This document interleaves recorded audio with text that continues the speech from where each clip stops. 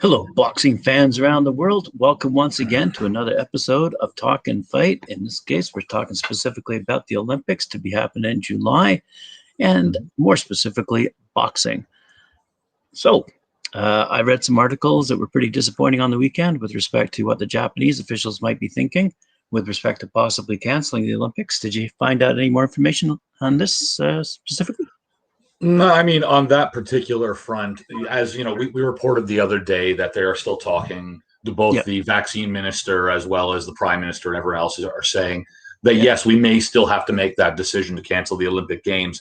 The very next day, the head of the IOC as well as the head of the Japanese Tokyo 2020 committee came out and said, no, we are absolutely going forward with the games. Absolutely. There's nothing has changed on that front. So this is kind of a situation of the right doesn't know what the left's doing, so to speak. But at the same time, they're going to start floating this idea early just in case it does come down to it, so that they can say, hey, we've been telling you this for a month now. Even as they say, no, we're going forward, we're going forward, we're going forward, they can plant this in the back of your mind. So if it does happen, they can say, hey, guys, we've been telling you this is going to happen for months now. Yeah. So there's really no news to report on that particular front. So we're going to hope things just continue to keep plugging away on that as far as that goes. Yeah.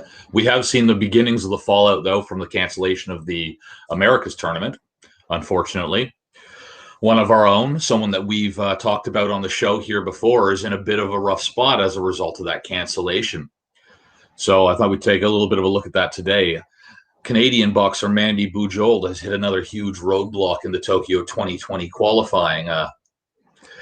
And this one may be insurmountable. After a competitive year that was wiped out by COVID-19, the 11-time national flyweight champion from Kitchener, Ontario, had hoped to fight her way into an Olympic berth at the America's Olympic qualifier scheduled in Buenos Aires next month. But amid rising cases of the global pandemic in Argentina, the event was canceled on Thursday. Now, we covered that last Thursday. Bujold tweeted, "To say that I'm heartbroken would be an understatement." So she recently sat down with a reporter from TSN, and they went through a few things there. So this is going to be peppered with a few quotes from Mandy, just to give you an idea of what's going on here. So the 49 quota spots slated to be awarded at the event will now be allocated via the IOC Boxing Task Force ranking. Bujold doesn't currently have the ranking because she took time off to give birth. Her daughter Kate was born in the summer of 2018, and then the pandemic wiped out last season's schedule. Now, she did have 3 top podium finishes since her return from childbirth, but none of them were at events that contributed towards the selection rankings. So according to Bujold, she says, there were literally 3 events in the last 16 years that I didn't attend. And of course, those 3 events are being considered for ranking points. The two-time Pan American Games champion wasn't seeded for the Olympic qualifier, but she says that she was confident that she would be able to fight her way to a top 4 and then qualify herself. Now, she says of stating that now they're taking away the only opportunity that I have to actually be able to prove that, hey, I'm still here. I didn't go anywhere. That's the most frustrating part, is not being able to actually prove and show all the work that you've been putting in, all the training camps, all the money, all the time. It's just unreal. The Continental Qualifiers, as we know, were originally scrapped last March due to the pandemic. Now, Bujold would have been the first female boxer for Canada to box at consecutive Olympics. And now, as some of you guys are going to remember, an illness derailed her dreams in 2016 at the Rio Games. Just hours before her quarterfinal loss to China's Ren Can. She was ill in hospital and on an IV drip. So she ended up having to settle for 5th place in that tournament. And Bujold's now wondering about the fairness of an Olympics that will see some top athletes unable to qualify. And I think she's thinking a little bit along your lines here, Graham, because I was parroting some of the stuff that I've heard you mention once or twice here. And she says, I understand that the organizing committee and everybody, they're all trying to deal with this as it's happening. So it's not like I'm trying to put blame on anyone. Adding, but if you're trying to create an Olympics, and the Olympics is supposed to be the best of the best athletes, and now we're in a situation and we know that it's not just us, I think that, I think it is not just us. There are 35 sports still looking to qualify. You're not necessarily going to get the best of the best people. You're going to get the people who kind of happen to fall within the new criteria. So Bujold hadn't been monitoring the COVID-19 cases in Argentina or at home because, according to her, it just causes her distress and worry, saying that she's just trying to stay focused on what she's doing and maintaining her home gym, saying that's basically all she's done throughout this entire pandemic. As we know, both Argentina and Ontario are reeling in the pandemic's third wave after recording more than 52,000 new cases combined on Tuesday and Wednesday. Argentina has announced that it was closing schools and implementing a new curfew in an effort to flatten its steep spike. Bujold says, I feel like even the uncertainty of the Olympics, how are they even going to be able to go and put this all together? I don't know. In my mind, I guess you just have to keep fighting. You got to keep pushing. And while there's an Olympics to push for, I still know that in the back of my mind, there's a chance that the Olympics will still get called off. Now, cancellation of the qualifier affects the entire Canadian boxing team. Bujold believes that just 2 women so far, Tamara Theobald and Miriam De Silva, are ranked high enough to earn quota spots under the new criteria. Now, Bujold, it should be noted here that Bujold has spoken to a lawyer who believes that she may have a discrimination case based on her maternity absence. And she is hoping that Boxing Canada, as well as the Canadian Olympic Committee, are willing to go to bat for her in perhaps persuading the IOC into rethinking its ranking criteria. Now, when asked, Boxing Canada did not respond for a request for a comment, though, unfortunately. It's been a rough year for Canadian boxers that goes beyond the absence of just of competition. Back in February, Bujold, as well as 18 of her teammates, were all forced into isolation after the national team training in Montreal was cut short due to a positive COVID-19 test. So that's the first of the fallout, Graham, that we're seeing from this canceled. Well, it's the first fallout we're seeing here at home, I should say, based on this new qualification criteria for the Americas. So I'm just looking at Carl's time here. Yeah, well, while you're reading that, which is too bad because I follow Mandy's Instagram posts, and I can't like what she posts is actually her training schedule and her regimen, and I can't believe how creative it is, but how intense it is. So this woman is going hard day after day, practicing to be as best as she can possibly be in order to compete at the highest of high levels when it comes to it. So I'm blown away by this. This is, there must be a ton of other athletes in the same scenario, I think. Well, it's putting her in the same kind of boat as some of her younger competitors as well, who, although, they may be absolutely in a position where they would qualify via a tournament, they don't have those rankings stacked up over since 2017. But in her case, it's mat leave. But in other people's cases, it's just they were competing as a youth at the time, so they don't have those rankings backing them up. And is it fair? No, absolutely not.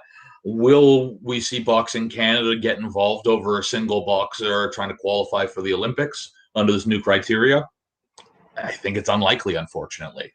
I don't see them going to bat, and I don't see anything really changing on this. And all you're going to hear from the IOC side of things is, guys, we're doing everything we can. We're just trying to get this thing off the ground, and we're just trying to get it going. So are they going to be reviewing case by case? I hope so, but I'm not optimistic. I would interject. No, they don't have to do it case by case. They can simply say, there's an amendment to our policy and or procedures with respect to women who may have taken off time for maternity leave, for example, and just take back that period of time when they were eligible to compete. And if they were eligible a year ago, then they should be eligible today. That's how I would feel. Common sense would dictate that, but of course, being involved in huge organizations such as the Olympic Organizing Committee, maybe it's not that straightforward for them. But I mean, if I was a woman and I had taken time off to have a baby, I'm sure there's plenty of women who would agree with me and say, yeah, absolutely. There should be a absolute clear-cut case where all women, if they've taken off maternity time, should be allowed to compete in the Olympics if they once qualified at an international ranking level. Yeah, without doubt. Or so you're suggesting that they take that chunk of time that they were absent and they simply take that and look at the rankings from prior to 2017? So Yes. make their rankings go back to 2016 is what you're saying.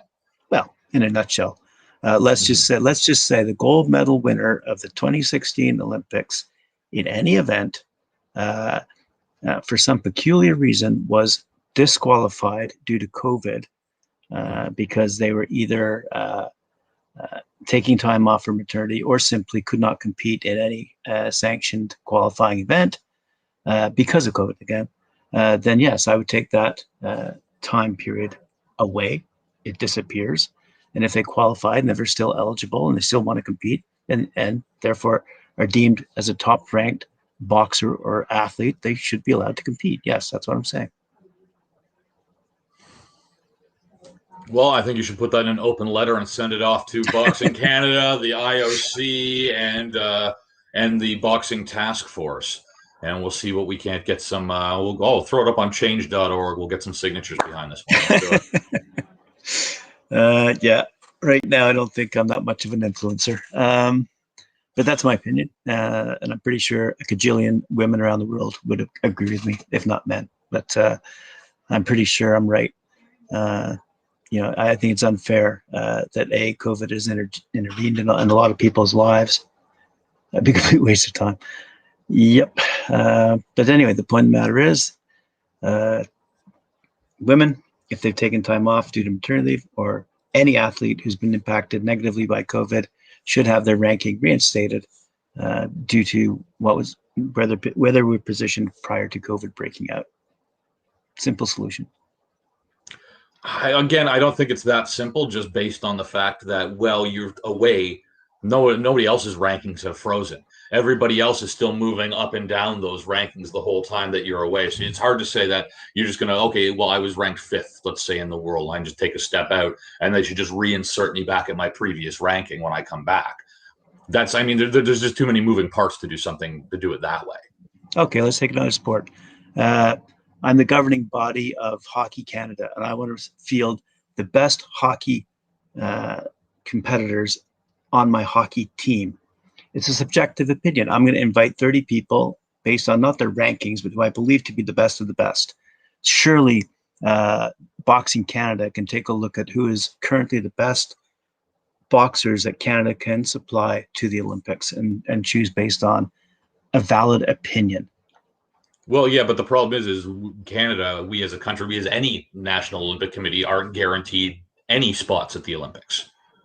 So yeah, we can say we're putting our best people forward, but those people still have to qualify. Canada isn't given, we get X amount of boxers, we get to send to the Olympics. So here are our best. We might try our best. I don't think get 0 boxers at the Olympics. Okay, but in the absence of qualifying events, surely there must be another solution. All I'm saying is if Canada was entitled to send 4 boxers, I don't know what the normal is, but there must be some kind of averaging normal number. That's my point, is that there is no entitled to send anything. There's 49 places for all of North and South America and Central America combined. They might all go to South Americans, might all go to North America. Okay, so all I'm saying is in the absence of some kind of ranking system based on a qualifying event, surely common sense would dictate they can average this out and say, based on who you've previously supplied to the Olympics, your current population base, your current weight in terms of boxing stature, someone like Mandy, who is a top-ranked professional amateur in women's boxing, she should be entitled to go. In my humble opinion, I do hope they find a way to get her there. I'm not holding out on hope on this one. Is all I'm saying. Right. I would love to see Mandy box at Tokyo, but I just don't see it happening, because I think there's too many moving parts for them to try to implement something the way that you're saying that it should go forward.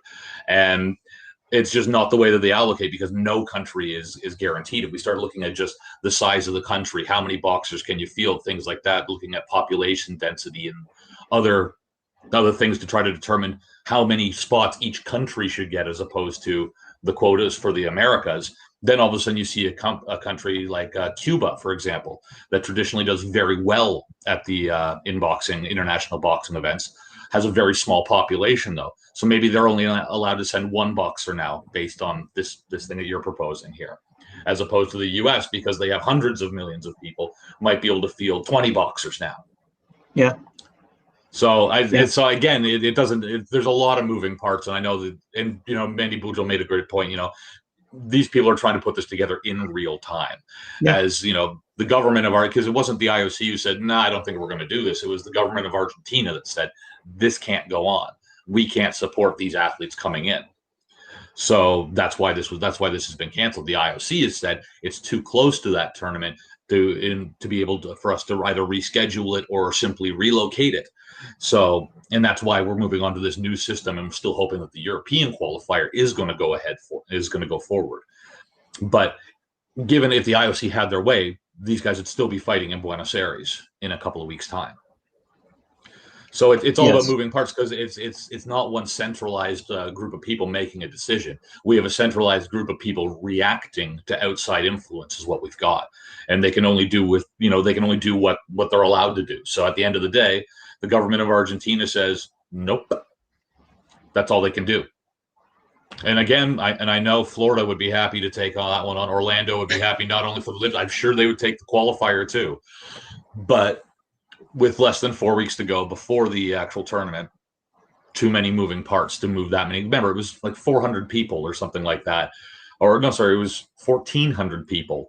Is once we got everything involved, with not just the fighters, but also judges, referees, officials, volunteers who are helping actually create that event. There was a lot of people there involved.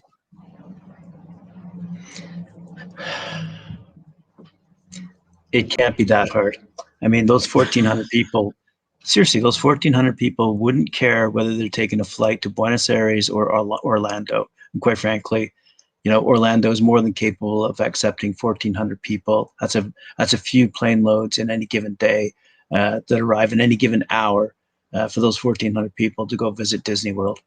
So the 1,400 people have already had their roles assigned to them. They already know what their job is. So whether they're hopping on a plane to Buenos Aires or Orlando would not make a difference. So to say there's moving parts, there's moving parts. But to say that their roles would change, no, they wouldn't. Would they care where the those roles boxing haven't events are taking changed, but you're going to take people from all over the globe and get every one of them a U.S. visa now with less than 4 weeks? Trickier. Those are the type of moving parts that I'm talking about. It's not whether or not so-and-so sitting ringside to judge this bout or not. And it's not it's things like, how do you get that many people U.S. visas? For you or me, no problem. It's an open border, no visas required. It's free access to get down to an event like that. But if you're coming, let's say you're boxing for Venezuela. let's say you're a Cuban boxer. So sorry, the reason I was laughing is because that last comment. No, the reason Orlando came up is because the mayor of Orlando months ago offered up Orlando to host the actual Olympics when Japan was fluctuating quite a few months ago. So we joked about it, and so we continue to joke about it. But it is not necessarily a serious option, but I'm debating the point. I mean, to Christian's point about visas, could we not have it in a sovereign state where the sovereign state says, first of all, 1,400 people is not a hill of beans. We've got major hotels who can easily accept that number of people. And quite frankly, there are sovereign states right now accepting tourism as a bona fide way of generating revenue for their sovereign state. So can they not accept 1,400 Olympic officials and athletes? Absolutely. And would those people do the exact same thing in X number of boxing rings? Yes, they would. Would it matter to them whether it's Buenos Aires or XYZ sovereign state? The answer is no, it wouldn't matter to them at all. So is there a solution? Sure there is. Are they being Are they going to be able to implement that solution within 4 weeks? Okay. The event is no longer being held in Buenos Aires. It's being held in the Cayman Islands. Okay. Book your ticket. Book your tickets. What's so hard about that?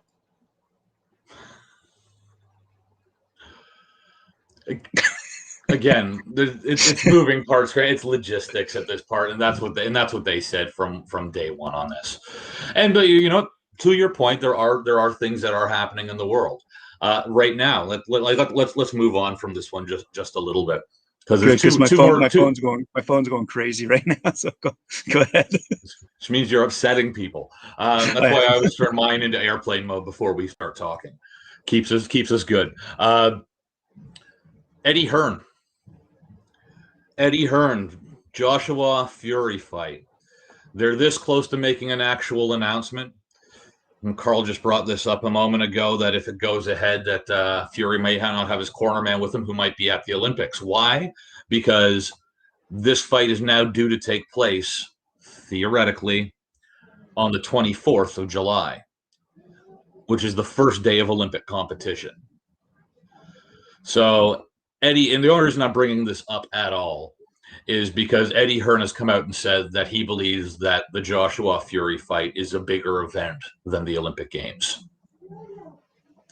Not just boxing at the Olympic. He believes that globally, that one fight is bigger than the Olympic Games altogether. So that's why he has no problem with it being scheduled at the same time as the Olympics. Figures that they'll still make a ton on pay-per-view.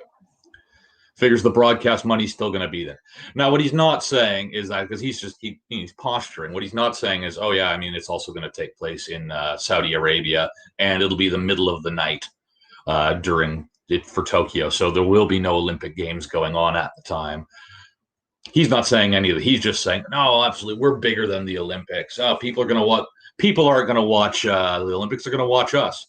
It's because there's no Olympics on for them to watch, because it's going to be like 4 a.m. Because I think the idea is to have the fight scheduled for prime time, the middle of the afternoon GMT, or prime time, wherever it is they end up actually doing it. If it's Saudi, it'll be middle of the afternoon for GMT. I'd have to guess, just based on prime time there. So not entirely sure how that's going to look, but Eddie Hearn seems to think that that's what we're all going to be doing, is watching Joshua Fury as opposed to the Olympics, as opposed to them just not being on. But I'm just happy to hear that, hopefully we're two events that I'm looking forward to, and I'm hoping both of them go forward. And as usual, we're waiting on an announcement on both of them every day. To your earlier point, and moving along from there, though, there are things that are happening in the world. Okay. The AIBA World Men's and Women's Youth Championships are actually currently being held. The 52-nation international tournament is actually the first, and this is why this is important, it's the first major competition under the new AIBA president, Umar Kremlev, who was elected as the leader of the Embattled Federation just back in December of 2020. And additionally, Olympic champion Istvan Kovac recently stepped in as Secretary General on March 22nd. You guys will know this because we've covered this on the show. Now, this is as the AIBA tries to stabilize its government under close watch of the IOC, which suspended the federation back in May of 2019. Again, you guys all know this. The two-week youth championships, formerly called the Cadet World Championships, and were first contested in 1979, are being staged in Poland for the first time. And the event is being held at the Hala Legionov Sports Complex, with more than 400 boxers entering the ring, and with medals at stake in an equal 10 weight divisions for both men and women. So that's another a good point that's coming up here, is that they've actually expanded the women's weight classes to match the number of men's weight classes in this as well. So we're seeing it happen, at the youth level now. So hopefully we're going to see these expanded weight classes move up through the amateur ranks till we start seeing them at the Olympic level as well. Now, Kremlev opened the event at a grand ceremony without spectators and with limited guests due to COVID-19 safety measures, like everywhere else. In the AIBA's bid to ensure integrity in refereeing and judging while being more transparent, its formalized bout review procedure introduced at the senior level in 2019 and live public scoring are being implemented for the first time at a major youth event. Now, this is important. I want to just get in a little bit into the details of what that is, just because this is going to be the same type of scoring you're going to be seeing. You'll now be seeing at all AIBA events, as well as getting into Olympic scoring as well. So regarding the live scoring procedures, scores from each round by each judge will be publicly displayed after the first 2 rounds. Additionally, at the end of round 3, the final scores will be publicly displayed after the official announcement of results. In terms of the bout review process, the team manager or head coach of the losing boxer was going to have 15 minutes after the decision is announced in order to submit their protest and then complete the paperwork for it over the next 30 minutes. With 5 judges per match, the decision, any decision that's either scored 5-0 or 4-1, those aren't going to be reviewable, as the only possible option would still be a split decision of 3-2. That's explained by an AIBA statement. So it already has to be a split decision in order for you to be able to actually challenge this, because otherwise you can challenge it's going to be no difference anyway. If the technical delegate determines that consulting the bout review jury after consulting the bout review, let's try that in English. If the technical delegate determines after consulting the bout review jury that the protest should be allowed to proceed, the bout will be reviewed at that time by the jury, the observer, the referee evaluator, and the judge evaluator. The jury's decision must be unanimous, and that decision will be final. So the new Secretary General Kovac said that he's looking forward to cooperation with Kremlin to get the AIBA ship back on course, stating, AIBA is undergoing a period of global reforms. All of them are necessary for boxing to develop as a sport loved by millions of people around the globe, so that our athletes and coaches show the best results in international competitions at all levels. I see the new AIBA leadership as headed in the right direction and is committed to working with a full dedication to support and reinforce this course of positive change. Now, in December, prior to winning the AIBA presidency, Kremlin told Around the Rings, which is a great website if you're looking for information on boxing to general boxing news, the biggest challenge for AIBA is to compete all tasks to bring the AIBA back to the Olympic family in time for Paris 2024. So to your point, Graham, and the reason why this is major tournaments are still happening. So why, big one to happen. Actually, no, I know we joked around. This just popped in my head. I know we were joking about Orlando just now. Shreveport just had the U.S. Nationals. They just finished hosting a large-scale boxing event and would probably be in a position to do that. Again, moving parts, U.S. visas are not exactly easy to come by depending on where it is you're coming from, but it just popped by. Shreveport would be a perfect place to move that to. But large-scale events are still happening around the world. Boxing is still happening around the world. But, dealing with a bit of disappointment today on an Olympic level for some of our local athletes, Graham. Yes, we are indeed. That's too bad. I see Mike Orr is chiming in on this one as well. Knuckle up. All right. Well, I guess that's it then. We've covered everything newsworthy with respect to the Olympics, from Canada to Shreveport to Eddie Hearn. All matters. Wembley, another location. Okay. Well, and Carl over at Last Bell Boxing is suggesting Wembley for another location. It's already been moved once from the Copper Box, the European Championship, and you guys couldn't reschedule the European Championships for London at the Copper Box, and now have to be held in Paris. So I don't see the America's qualifier happening in Europe to begin with, but especially not in a city that couldn't even get the other qualifier off the ground. So forgive my skepticism on Wembley for that one. Shreveport. That'd be my thought, just because they just came off the back of the U.S. Nationals. All right. All right, thanks very much, Christian. Appreciate it. It's been a great discussion and a lot of input from viewers around the world, which we've taken into consideration and tried to interject into this conversation, one of our more lively ones of recent months.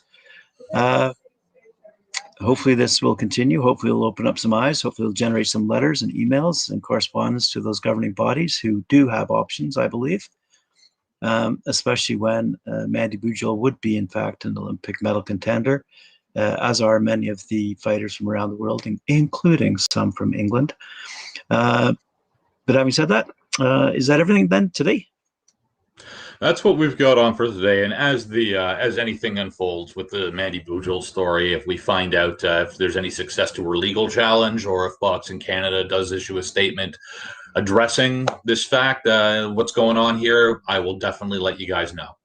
All right. Thanks very much, Christian. Appreciate it. Thanks very much. Good viewership for all those great comments.